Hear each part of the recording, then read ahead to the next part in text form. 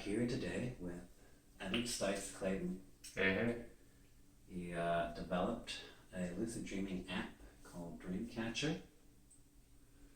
And you've been dreaming for a while, huh? Yeah. We met in Hawaii on retreat with Stephen LaBirch. Mm-hmm. And you were in the process of developing the app at that time, right?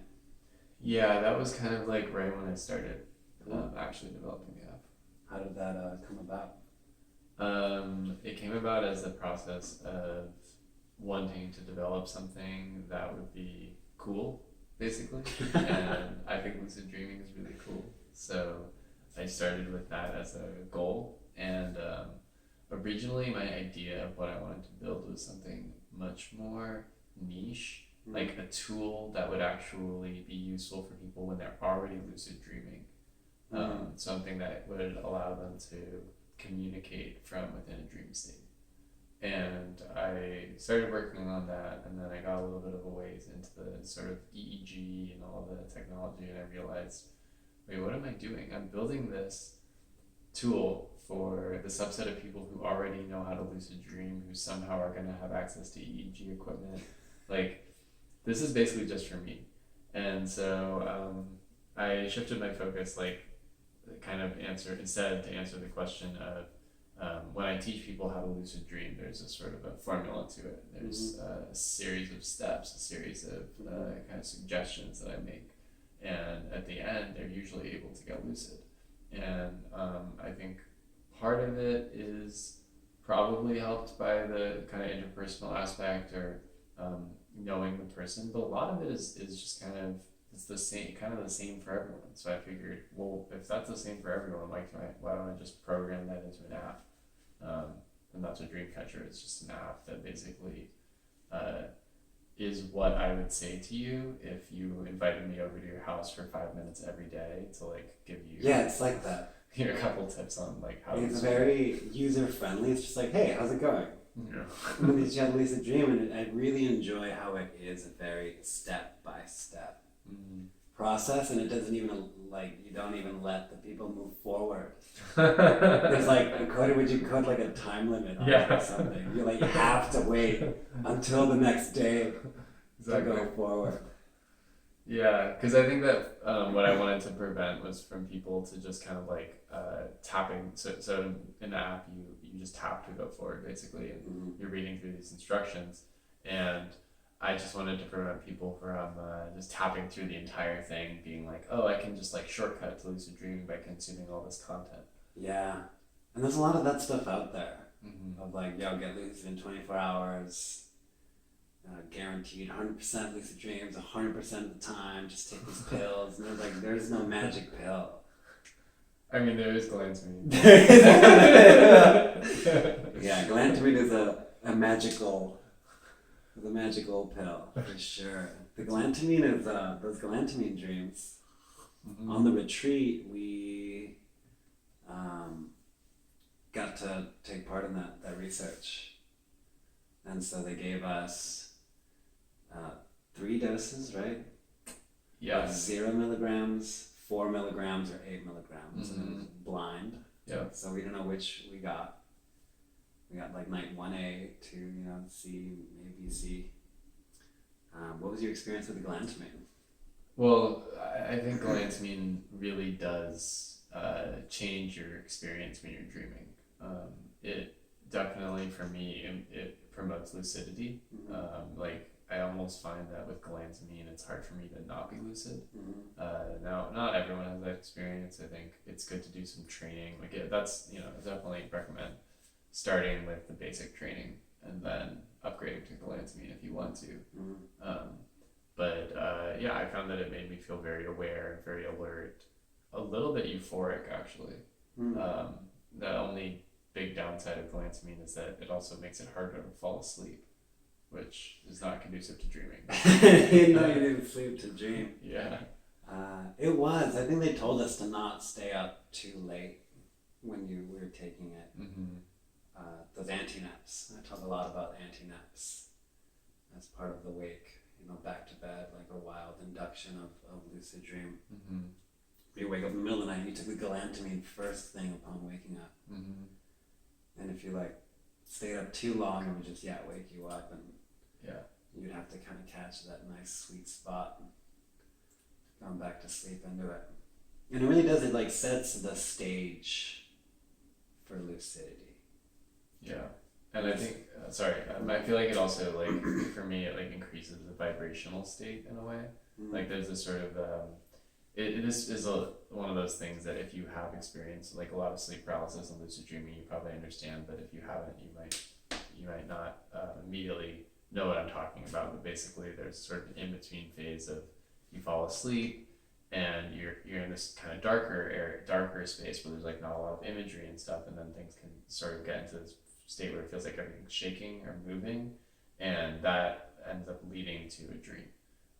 And I think that galantamine for me, it like really highlighted that phase, and I felt like I was extremely acutely aware of that like kind of vibrational transition from waking to the hypnagogic state, and then into like a sleep onset phase, and then through that vibrational state and popping out into like a full-blown dream. Every state of that, with galantamine, I felt like I could almost like microscope and investigate. You really tuned into that. Yeah, galantamine, pretty cool. Yeah, no, on the retreat I remember especially, there was one of my intentions for that retreat, I was trying to make contact with one of my brothers who's been deceased. And I had this dream one of the nights where I had to have taken, it might have been the 4 milligrams. And you can tell. Yeah, you can tell. You can tell, like you know the galantamine versus a placebo, like this stuff is for real. And I remember just like that transition where you're in this darkness, but this feeling of like sinking into the dream, and then suddenly I fell into a dream, and there's like I don't know about you, but sometimes I get these very like cloudy, like grayish, like images start just like forming and manifesting, and as everything slowly starts taking shape and form within the dream. Which I also have if I'm like flying, not just from place to place, but like up, like real high up. There's this like ethereal sort of place you enter where your brain's like, we don't know what's going on here right now, and like it needs to like buffer up a new image for like a minute. Exactly. Yeah. I think I love that because it brings up this aspect of dreaming where a lot of dreams I feel are predicated on the moment that comes before determines the next moment based on your mind's expectations of what would naturally follow that moment. And so like, if you walk through a door, you see another room because that's what your brain is expecting there to be there.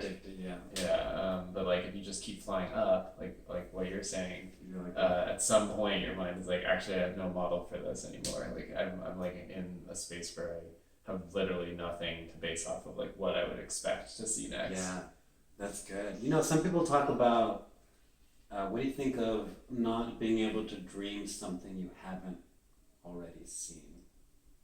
I think that's insane. Like, I feel like every night I dream things that I've never seen before.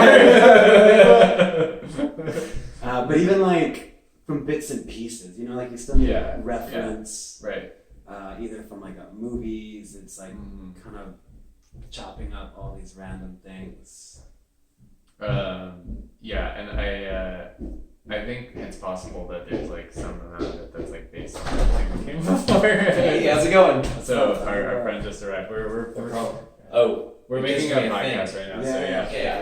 That's cool. It's alright. So our recording studio is actually someone's living room, and he just came home. So that's situational. Anyway, are we dreaming? It's a good reality. Yeah, exactly. Right now. Oh, you prefer the nose check, huh? Yeah, I'm more of a nose check guy myself. I do. You're a hand. I do hands, or sometimes I'll poke. My hands are, pull my finger. Excuse you. Some real cheap humor there. But actually, my favorite reality check is the hop. The hop? when you hop in, down, come back down. Yeah. Or sometimes I'll just toss something up into the air. Yeah. And then kind of imagine that like floating up. Mm-hmm. But that's, yeah. I feel like the breath is good. I feel like it's a more grounded reality check. I mean, literally. Mm-hmm. Whereas the hop, I just take off and I'm like, hold up. Slow down there. Yeah, I mean, the hop has the advantage of being magical from the start. Like, you're like, not only am I dreaming, but wow, I'm also flying, like, already. Yeah. I think with the nose check for me, it's like, I like to do it breathing practice when I first get lucid. And so the nose check is almost like a way to just begin that practice. It's like after I do the nose check and I can still breathe in, I always try to do a little bit of deep breathing just as the first thing I do once I get lucid. You know, it's one of the few bodily processes that you still have control over is your breath, which I think is really cool because it means that whatever you've been learning in breath work practices, yoga, you can bring all of that into a dream. And you can slow down your breathing, you can hold your breath, and that actually has some pretty crazy impact if you do those things. Can be really interesting. Yeah, a lot of like extra energetic stuff gets translated. And it's funny, so the dreaming really helped get me understand or reconceptualize my understanding of things like chakras and things like that, where I don't necessarily like believe in them, even though I've had a lot of crazy experiences with them. You know, after my first year of doing yoga, I was listening to Tool in Shavasana, and like one by one, all my chakras just went like whoosh, whoosh, whoosh, whoosh. And that was like very unexpected, kind of like startling. But the dream, you know, the dreams are very subjective, and that we carry all that subjectivity from the dream world into our waking world. And dreams that like you can have a very visceral and real experience of those things, and then in the waking world you don't lose any of that internal subjective experiences that your mind's created. And so it doesn't necessarily even have to be real in order for it to be a valid and like meaningful experience. Yeah. Some people kind of just dismiss a dream as like, well, it's just a dream. Yeah, I mean, I feel like dreams in some ways are almost like, to me, they're more valid because they're like what my mind is trying to show me or present to me, whereas reality is whatever happens to be in front of me. And so it feels like reality is actually more random than dreams.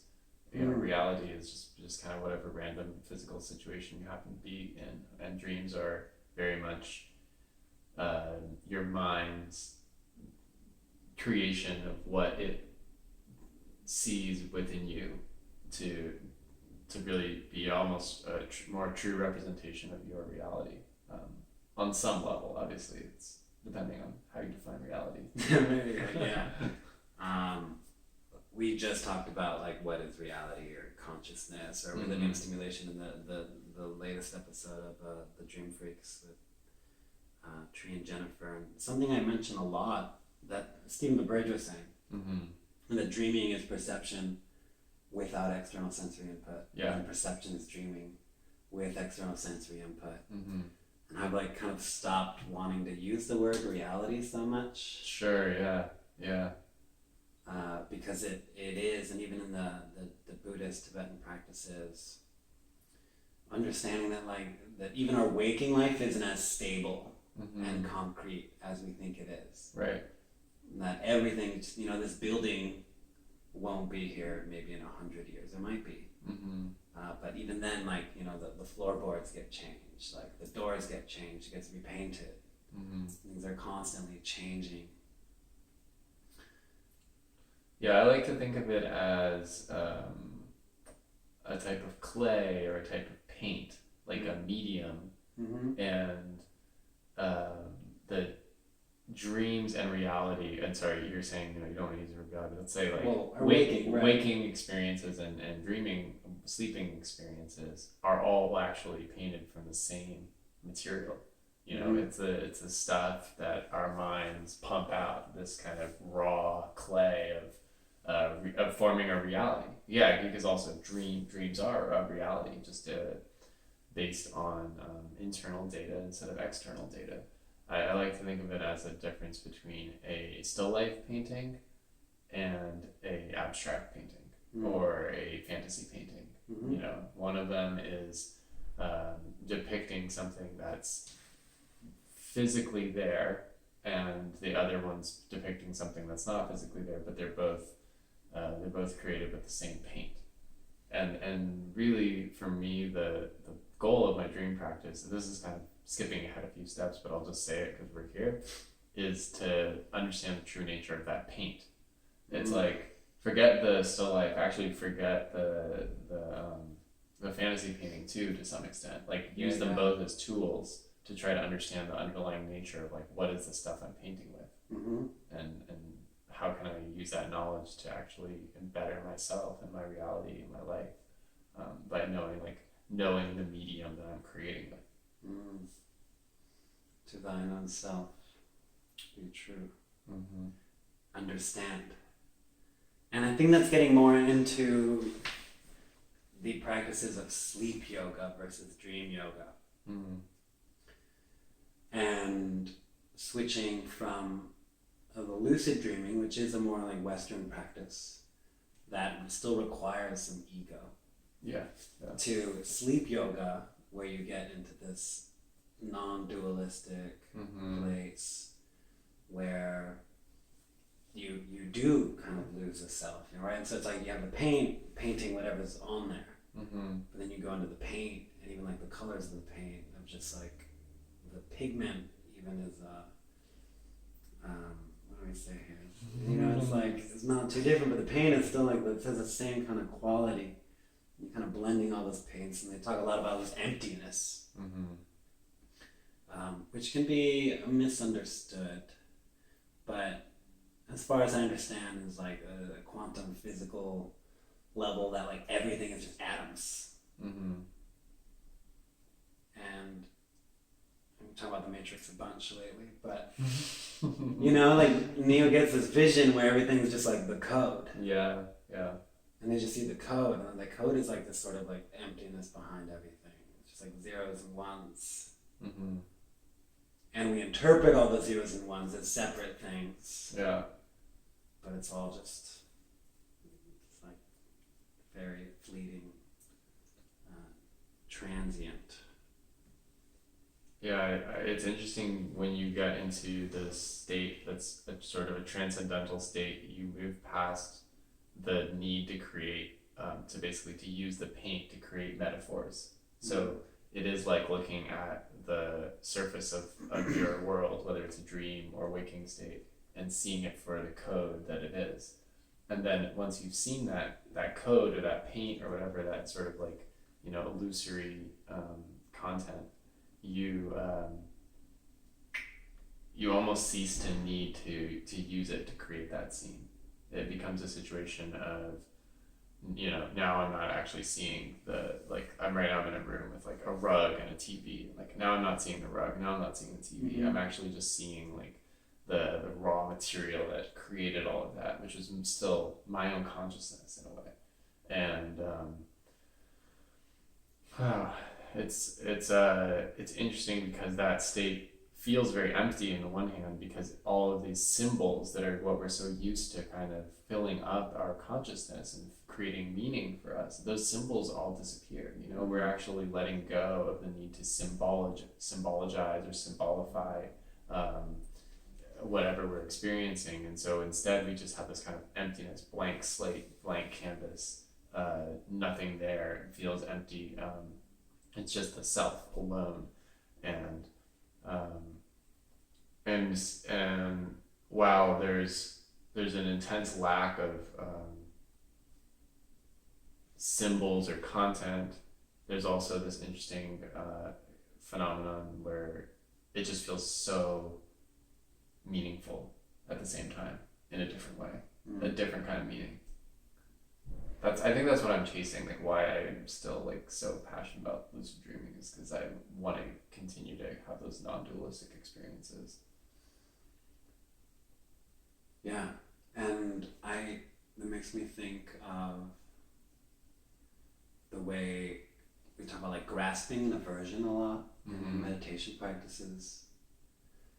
And it's like the more advanced and the further along the path you get meditating, the less sleep you need. And the Buddha is like a awakened one. They're woke, they stay woke. But they're awake to the true nature of reality. And that their minds spend less time grasping onto labels and symbols. And they can just be more relaxed in just like a state of being, which is so difficult for some people to just like sit there and be still and do nothing. And even the first time I was in a sensory deprivation tank, it was like kind of freaky, like nerve-wracking, because you're like, what's going on? Right. Where am I? How long have I been here? There's like there's nothing to grab onto, and the mind so badly wants to hold on to something to give it that stability. And the more and more I did that, the more I was able to like rest in this void. And when I did DMT with some friends in my apartment, I had the great pleasure of just like setting that whole stage for myself. And when I did it, I felt honestly kind of underwhelmed. Oh, interesting. Because I feel like it took me to this kind of void space. Yeah. And I was expecting something more, but I'd been there before. Through meditation practices, through these like liminal realms of dreams, sleep paralysis, and all those kinds of stages. Yeah. And that so many people, right, aren't there too often. So that when they do something like DMT, they're like, wow, that's like really shocking, awakening, and powerful, which we have to be careful of. And I think some people aren't always ready to get there, and getting there the slow way. You know, by like rushing something, you're not actually getting there any faster. And like detrimental to rush things, which is something I loved about the app that you have. It's like, no. You read, like every step is important, because you're setting these building blocks to build the structure that we're doing. Otherwise, you have a very unstable structure that can come down.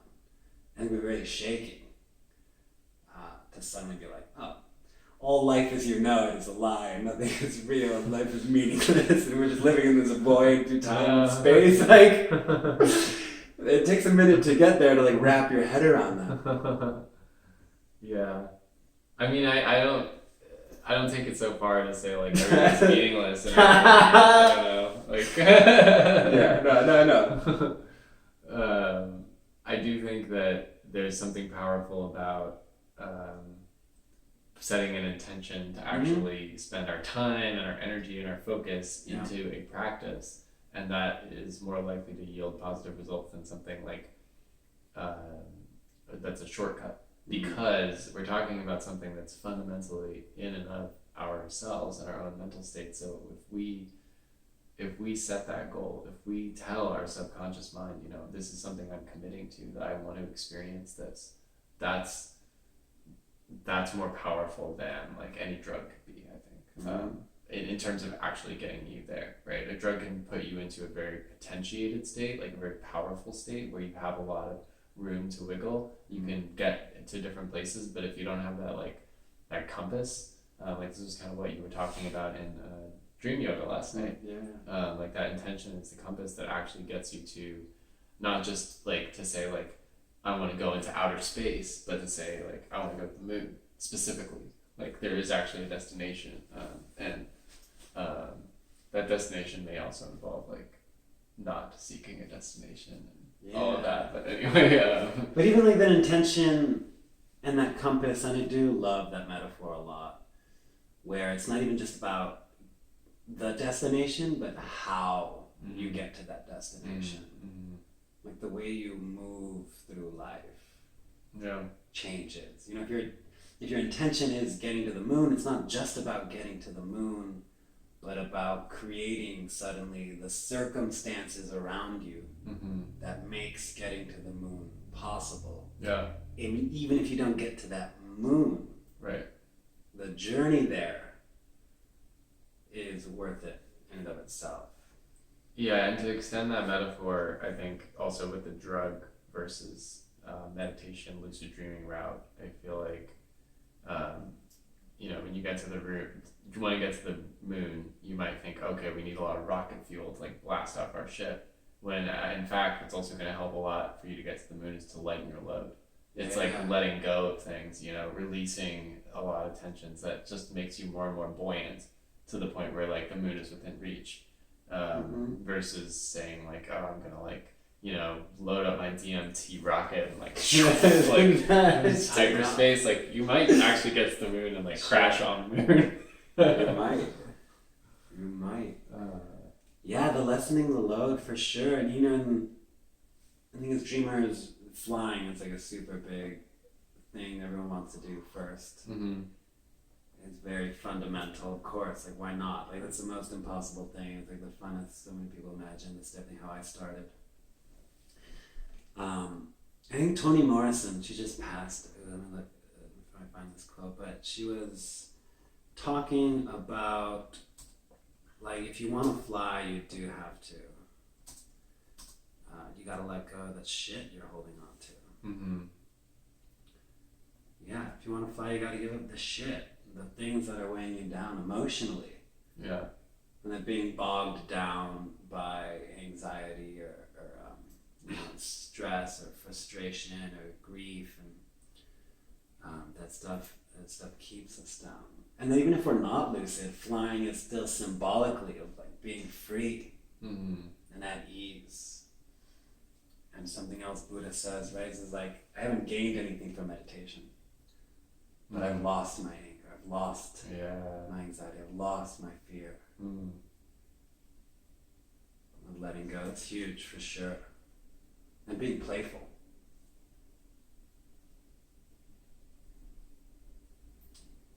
Yes. My great-great-grandfather was a poet in China, and he wrote a lot about a lot of different subjects, but when he came to naming his children, he named them all like names that start with the character Wu, which basically means like without. So like all of his like 4 kids all have names that are like without this, without that, it's like without heaviness, without different things, which I think is I really love that, and also kind of in contrast to a lot of Chinese culture, which is more about like more is better, and lessening our loads. There's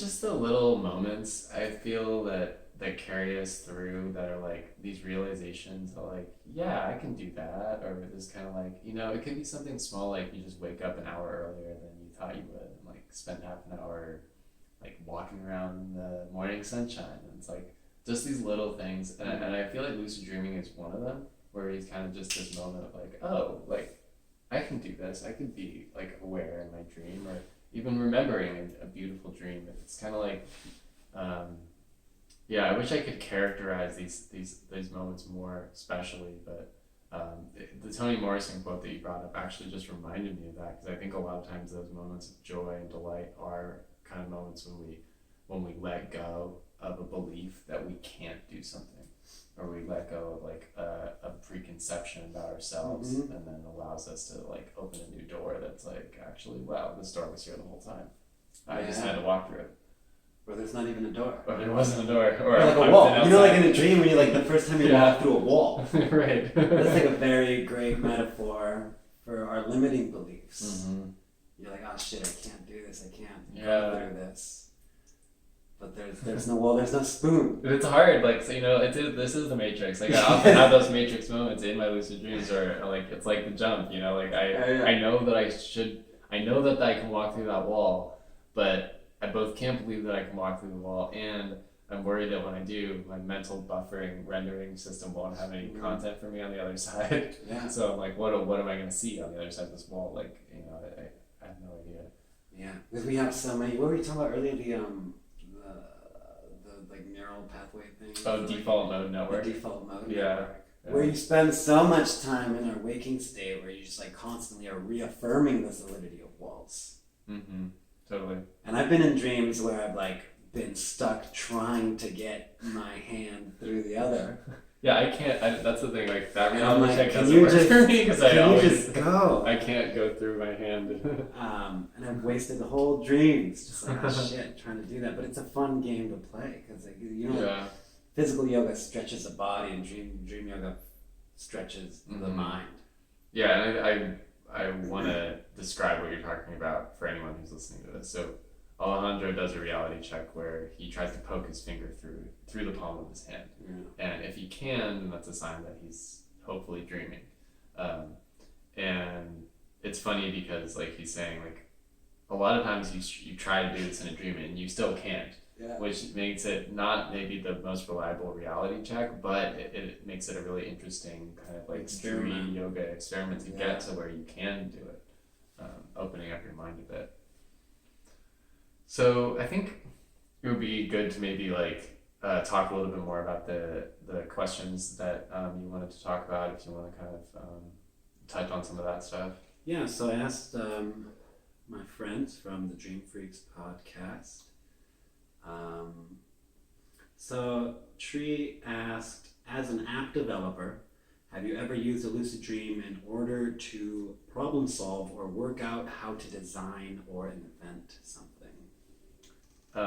So absolutely. I would say that that's not always a lucid dreaming phenomenon for me though. I think this is something that's very accessible to everyone and not, you don't have to have a lucid dreaming practice, you just have to be able to fall asleep. Dreams are naturally a space of your mind where you're problem solving, you're reconfiguring, you're kind of abstracting the problems that you're dealing with in your waking world and putting them into a new symbolic language of the dream. And then in that new symbolic language, they're able to relate to one another in ways that reveal the connections that will solve the problem in reality. And you don't need to be lucid for this to happen. It can happen on a totally subconscious level. So a lot of times the practice for me is like, let's say I'm working on a particularly challenging algorithm I'm trying to build as I'm coding. I might get to a point where I feel kind of stuck, and I know I just need that mental breakthrough. It could be the same thing for writing, like, just how can I structure this paragraph? How can I structure this essay? I'll take a nap with the intention, sort of as I'm falling asleep, to keep thinking about that problem, keep it in my top of mind as much as I possibly can. And then I'll get maybe like one of those like 15, 20-minute power naps. But when I come back from it, a lot of times I'll just get right back to work and the clarity is just there. It's almost like, and the more I can tap into the subconscious in terms of like a flow state, not even thinking about like, wait, it's not like a process of like, oh, in the dream I saw that this was the solution to that problem. It's more just like, then I go back to the task and the solution is obvious, like preloaded into my mind, what to do. It's kind of go back to this idea of like grasping, that while we're more awake, we're more grasping on the things, and like we get kind of stuck and rigid in that thinking, and by like relaxing, even just by taking a nap, you kind of free your mind to like play in that hypnagogic world where things are more flexible already, and you start putting things together that may not have already, you wouldn't have connected. Exactly. And then I think it's one of the main definitions of creativity. Yeah. Putting two things together that you wouldn't have normally maybe put together in interesting new ways. Yeah, and I also like to think of it almost as like the mind as a computer, not to like, robotize us, but we're doing a very kind of our processing when we're awake is very linear. It's like one process follows another, logic follows another. But once we get into the hypnagogic state, like you said, once we get into that more dream logic, it allows for more parallel processing to happen. It's like we can sort of test a bunch of scenarios out simultaneously almost and kind of arrive at new conclusions. So yeah, that's a great question. I really like that question. Yeah, she's got more. She says, we are able to create apps and tools in our 3D reality in order to help us go lucid within the dream state.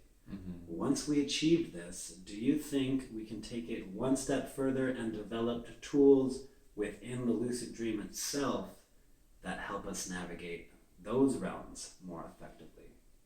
Absolutely, and this kind of goes back to what I was saying in the beginning. Like when I first started my journey into nonprofit dream tech work, I basically was thinking I want to build tools for like someone who's already lucid to take the experience farther.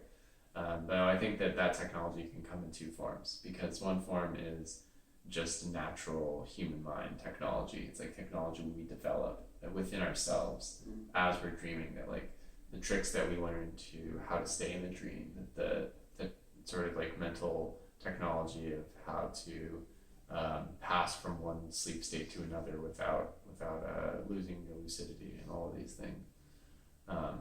Now, on the other hand, I do think that there can be tools we could use to physically, like in the physical world, have technology that's interfacing with our dreaming selves. And to me, that's a really nascent area, because we haven't really even gotten to the point where a lot of people are consistently either lucid dreaming or like really focusing on their dream state, let alone having access to the kind of technologies like EEG and whatever other devices we might be talking about using. But if we did, it would be pretty fascinating. And so thinking into like 20, 30, 50 years in the future, what might be possible in terms of having access to tools, like actually being able to communicate to and from our dreams. I think, to communicate between dreamers is something that I've been like really passionate about for ever since I started like reading Stephen LaBerge's studies and the LUCI Q. Reading about, hearing about LUCI and all these other things. Like, okay, well, if we can have somebody communicating into and out of the dream world, why not have people be able to communicate between dreams? Do you want to speak more about the LUCI Q? Okay, so LUCI is something that Stephen LaBerge has been working on for a while, which is a device that's like kind of like a ergonomic sleep mask that like flashes lights in your eyes but also is able to detect REM. So the idea is it waits until you're in REM and then it gives you some signals that will help you become lucid. I actually have not tried that. A lot of people I knew, including with Stephen LaBerge, including just some other like kind of prominent lucid dreaming scientist types, I feel like are focused on developing these types of devices. And to me, like, this is why I built Dreamcatcher, because my belief is that what people really need is not a shortcut to like put on their face to help them lucid dream. It's something that helps them set the intention and gives them the tools to just learn to lucid dream in the way that people have been doing it for millennia. I think he was speaking, if I remember correctly, on the retreat using the LUCI Q to notice when two dreamers were dreaming, and to sort of validate the experience of mutual shared dreams. Yeah, that was so cool. He was talking about actually there was a method he was going to use to verify. Which is the same way, so the way they discovered lucid dreaming, for those unfamiliar, is that in the 70s in Stanford, they're doing these EEG studies of watching the eye movements, and they noticed in one person's dream going left, right, left, right, left, right, and they woke this person up. What were you dreaming about? And he was dreaming about watching a ping pong match. And Stephen LaBerge was like, oh shit, that's it. So they went in the dream, they're like, okay, when I'm lucid, I'll signal, left, left, up, down, right, whatever it is. Code to signal that. And so if you're wearing these masks, if we were able to detect the same kind of cue, and if we were both in the dream to do the signals together, yeah, it was basically like two people facing each other in a dream, and then you look left, I look right, and we basically look at each other's eyes and keep looking back and forth, and you theoretically you'd have this like synced up, this beautiful output graph where you see the two eyes kind of like moving in parallel. Now I don't know if he was talking about that for like electronic induced dreams, or if he was like actually talking about the more parapsychology slash more out there phenomenon of like actually shared dreaming. Yeah. But like it's when you have lucid dreams, it's so compelling. Like you meet people in there and they'll like tell you in the dream like, yeah, I'm also lucid dreaming right now. And so, you've had like crazy. totally like I'm like I know like scientifically, logically, I shouldn't believe that like there's somebody actually physically out there who I'm in the same dream with, but if we can prove that, which is the hard part, like verifying it. Yeah, because otherwise, how do we know like we're not just making it up? How do we know we're not dreaming of someone else in our dreams who's also a dreamer? Mm-hmm.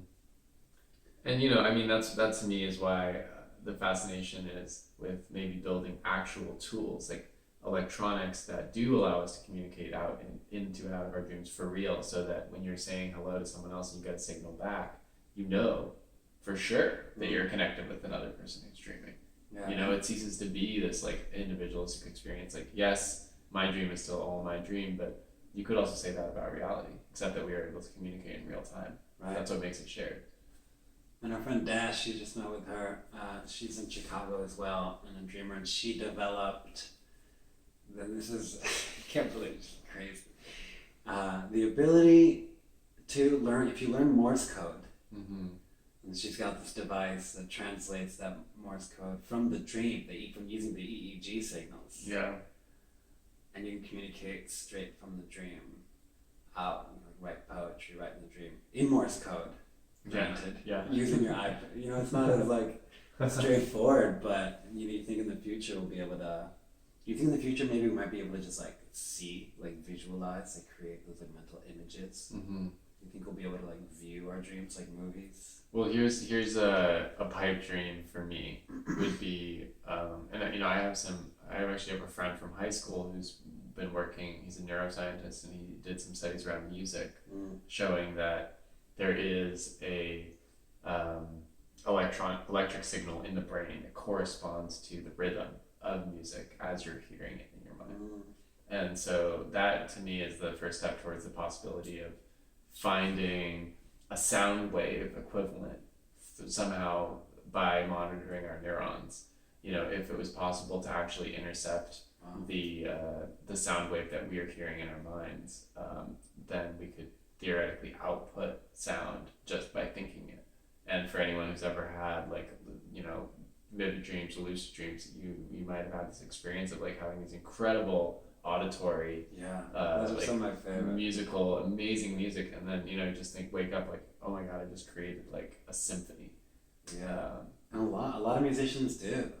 Like straight, I heard Lenny Kravitz, I haven't double checked this, but I heard Lenny Kravitz was making a whole album based off of just the music that he was hearing in his dreams. Mm-hmm. Yeah, and so like I think that's a lot of what art is, right? Whether it's directly from dreams or just from creativity, but the art of art is to actually be able to take those mental imaginings and bring them into reality. Yeah.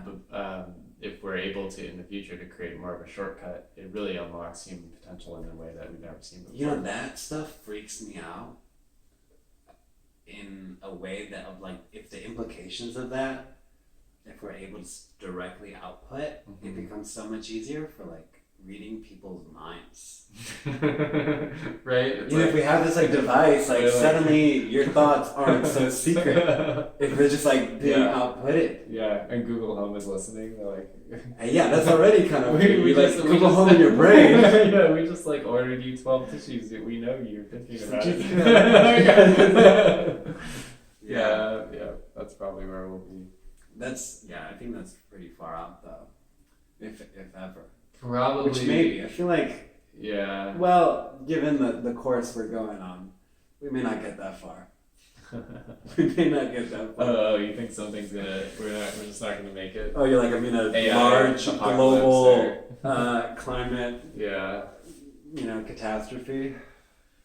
Yeah, I'm more like on the climate side of things. I'm more of the belief. To me, this is a pessimistic belief that Yeah. humans will find a way to make it work, I but think so. that the I think ecosystem. we'll lose a will- couple of them. Oh yeah, we'll definitely probably lose. I mean, it's not like, Yeah, it's not going to be, it's not gonna be pretty. I mean, it's gonna be. yeah, I mean, the human species in general. I don't see us like Right. completely extinct. extinct. I don't think so either. And I don't think the Earth, I don't think it's accurate to say the Earth is dying. Mm-hmm. The Earth has seen several mass extinctions already. Yeah, that's true. And that'll adapt. It's like, no, it's like, just like we get sick, and I do hate saying this, Mm-hmm. but we get sick, we get a fever, Mm-hmm. our temperatures go up Yeah. in an effort to like eliminate that threatening bacteria or virus. And I hate equating humans to like viruses or cancers, but Yeah. that's what's happening if we're not very conscious of it. Mm-hmm. Well, to kind of continue on this note, which is obviously a separate tangent, but something like I've recently been thinking about a lot. I'm feeling really kind of passionate to try to share more conversations with people on this topic. And even now, like when I teach a lucid dreaming class at the end, I'll just say something short about like, by the way, like a lot of ecosystems on this planet are being destroyed, and if we don't like seriously change our course of action soon, or maybe like it's already kind of quote unquote too late in some ways, but there's always something we can save, right? There's always something better we can be. And I like to think about how as individuals and how as humans we can change our way of relating to the planet from being simply